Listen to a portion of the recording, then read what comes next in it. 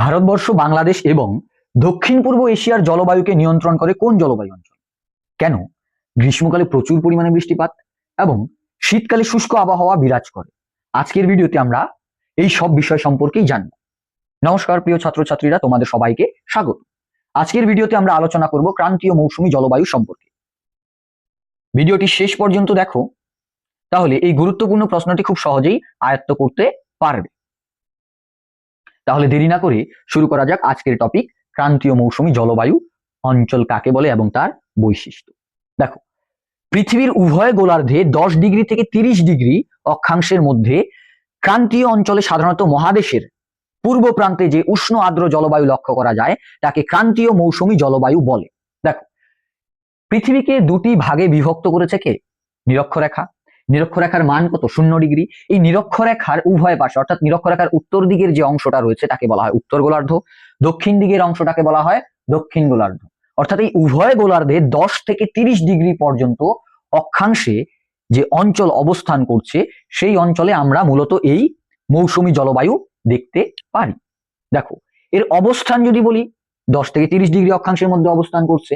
এবং এই জায়গায় তোমাদের আরেকটা যে জিনিস দেওয়া খুবই গুরুত্বপূর্ণ, সেটা হচ্ছে এই যে তোমাদের ক্রান্তীয় মৌসুমী জলবায়ু অঞ্চল, এটা কোন কোন দেশের মধ্যে আমরা দেখতে পাই। অনেক সময় এটা শর্ট কোশ্চেনের মধ্যেও আসে যে ক্রান্তীয় মৌসুমী জলবায়ু অঞ্চলের অন্তর্গত নিম্নলিখিত কোন দেশ? দিতেই পারে।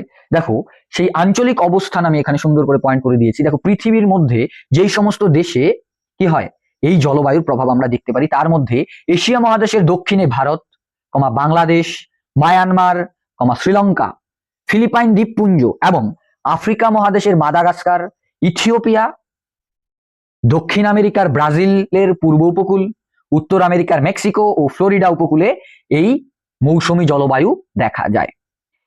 এবং সর্বপ্রধান যেটা, এই জলবায়ুর বৈশিষ্ট্যগুলো কি কি, অর্থাৎ এই মৌসুমী জলবায়ুর বৈশিষ্ট্য। দেখো, সর্বপ্রথম আমি যেটা এখানে হাইলাইট করেছি সেটা হচ্ছে উষ্ণ আর্দ্র গ্রীষ্মকাল এবং শুষ্ক শীতকাল। দেখো, এই টপিকটা শুরু করার আগেই আমি উষ্ণ আর্দ্র গ্রীষ্মকাল এবং শুষ্ক শীতকালের ধারণা একটা দিয়েছিলাম। দেখো, এই গ্রীষ্মকালে সমুদ্রের উপর থেকে আর্দ্র মৌসুমী বায়ু স্থলভাগের দিকে কি করে প্রবেশ করায় গ্রীষ্মকাল কি হয়? আর্দ্র হয়। শীতকালে কি হচ্ছে? স্থলভাগের উপর দিয়ে মৌসুমী বায়ু প্রবাহিত হয় বলে কি হয়? শুষ্ক হয়। আশা করি বোঝা গেল। নেক্সট যেই পয়েন্টটা সেটা হচ্ছে উষ্ণতা। অর্থাৎ এই মৌসুমী জলবায়ু অঞ্চলে আরেকটি গুরুত্বপূর্ণ বৈশিষ্ট্য সেটা হচ্ছে উষ্ণতা। অর্থাৎ এই অঞ্চলে কি ধরনের উষ্ণতা বিরাজ করে? দেখো, মৌসুমী জলবায়ু অঞ্চলে সাধারণত গ্রীষ্মকালীন যে তাপমাত্রা সেটা কত থাকে? 30 থেকে 32 ডিগ্রি সেলসিয়াস। এবং এই অঞ্চলের শীতকালীন তাপমাত্রা কত থাকে? 18 থেকে 22 ডিগ্রি সেলসিয়াস। দেখো, এই যে পয়েন্টগুলো বেশি বড় করে দেওয়ার প্রয়োজন নেই। তোমাদের 5 মার্কসে যদি কোশ্চেন আসে, তোমরা কি করবে? 5 থেকে 6টা দিতে পারো তোমরা, ঠিক আছে? এটুকু দিলেই যথেষ্ট। আর এই যে সমস্ত ভিডিওগুলো বা যে সমস্ত টপিক নিয়ে আলোচনা করা হচ্ছে প্রত্যেকটারই নোট তোমরা আমার যে টেলিগ্রাম চ্যানেল রয়েছে সেখানে পেয়ে যাবে। ভিডিও ডেসক্রিপশনে আমি সেই লিঙ্কটি দিয়ে দিব, অবশ্যই তোমরা জয়েন করে নিবে। দেখো, তাহলে নেক্সট পয়েন্ট যেটা সেটা হচ্ছে বৃষ্টিপাত। অর্থাৎ এই মৌসুমী জলবায়ু অঞ্চলের বৃষ্টিপাতের প্রকৃতি কিরকম সেটা সম্পর্কে এই পয়েন্টে আমরা জানবো। দেখো, মৌসুমী জলবায়ুতে বার্ষিক গড় বৃষ্টিপাত কত হয়? সেটা হচ্ছে 100 থেকে 200 সেমির মধ্যে হয় এখানকার বার্ষিক গড় বৃষ্টিপাত, ঠিক আছে? আর এখানে শীতকালে বৃষ্টিপাত খুবই সীমিত পরিমাণে হয়। আর শীতকালীন এই বৃষ্টিপাতের পরিমাণ অনেকটাই কম। আর বার্ষিক যদি আমরা বলি সেটা হচ্ছে 100 থেকে 200 সেমির মধ্যে এখানে বৃষ্টিপাত হয়ে থাকে। নেক্সট পয়েন্ট, অর্থাৎ 4 নাম্বার পয়েন্টে আমরা চলে যাচ্ছি, সেটা হচ্ছে বিপরীতমুখী বায়ু প্রবাহ।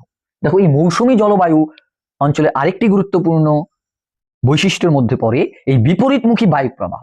দেখো, এই মৌসুমী জলবায়ু অঞ্চলে ঋতু পরিবর্তনের সঙ্গে সঙ্গে বিপরীতমুখী বায়ু প্রবাহ লক্ষ্য করা যায়। যেমন গ্রীষ্মকালে দক্ষিণ পশ্চিম মৌসুমী বায়ু প্রবাহিত হতে আমরা দেখতে পারি, এবং শীতকালে তার ঠিক আমরা কি দেখব?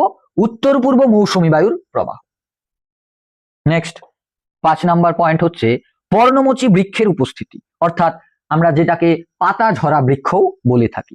এই মৌসুমী জলবায়ু অঞ্চলের ঋতুভিত্তিক বৃষ্টিপাত হওয়ার জন্য এখানে পাতা ঝরা বৃক্ষের অরণ্য আমরা লক্ষ্য করতে পারি। বা এই মৌসুমী জলবায়ু অঞ্চলে যেই সমস্ত বনভূমি আমরা দেখতে পারি সেইখানে মূলত যেই সমস্ত স্বাভাবিক উদ্ভিদ দেখা যায় সবই কি এই পর্ণমোচী গোত্রীয় বা পাতা ঝরা গোত্রীয়র মধ্যেই পড়ছে।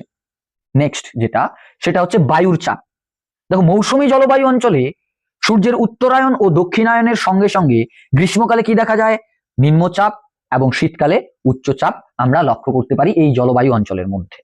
সর্বোপরি এই মৌসুমী জলবায়ু অঞ্চলের আমরা আরেকটা যেটা সবচেয়ে গুরুত্বপূর্ণ পয়েন্ট, এই পয়েন্টটা না দিলে এই মৌসুমী জলবায়ু অঞ্চলের বৈশিষ্ট্য সম্পূর্ণই হয় না, সেটা হচ্ছে মৌসুমী বায়ুর খামখেয়ালিপনা চরিত্র বা মৌসুমী বায়ুর খামখেয়ালি চরিত্র। দেখো, এই যে মৌসুমী বায়ু আমাদের ভারতবর্ষে বা যেই সমস্ত দেশে এই বায়ু বা এই জলবায়ু আমরা দেখতে পারি, সেইখানে আমরা একটা জিনিস খুব ভালোভাবে লক্ষ্য করব, এটা কি খুবই খামখেয়ালি প্রকৃতির একটা বায়ু। অর্থাৎ এই বায়ুর আগমন এবং প্রত্যাবর্তনের কোনো নির্দিষ্ট সময় নেই। সুতরাং এই বায়ুর খামখেয়ালিপনার জন্যই কি হচ্ছে, অনেক অঞ্চলে প্রচুর পরিমাণে অনিয়মিত বৃষ্টিপাত এবং এর ফলেই আমরা বিভিন্ন অঞ্চলে কি দেখতে পাচ্ছি, খরা এবং বন্যার মতো ঘটনা আমরা লক্ষ্য করতে পারছি। কেন? তার পেছনে হচ্ছে এই বায়ুর খামখেয়ালি চরিত্র। নেক্সট এবং লাস্ট পয়েন্ট, জলবায়ুগত প্রতিকূলতা। দেখো, মৌসুমী জলবায়ু অঞ্চলে যেই সমস্ত প্রতিকূলতাগুলো সম্মুখীন করতে হয়, সেই সমস্ত জিনিসগুলির মধ্যে হচ্ছে যেমন সাইক্লোন, ঘূর্ণবাত ও শীতকালে পশ্চিমী ঝঞ্ঝার প্রবণতা প্রচুর পরিমাণে লক্ষ্য করা যায় এই জলবায়ু অঞ্চলের মধ্যে। আশা করি আজকের এই বিষয়টি অর্থাৎ ক্রান্তীয় মৌসুমী জলবায়ু অঞ্চল এবং তার বৈশিষ্ট্য তোমাদের কাছে পরিষ্কার হয়েছে। যদি ভিডিওটি তোমাদের ভালো লাগে তাহলে লাইক, শেয়ার এবং সাবস্ক্রাইব করতে ভুলো না।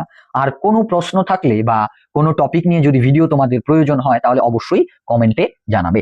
Thank you.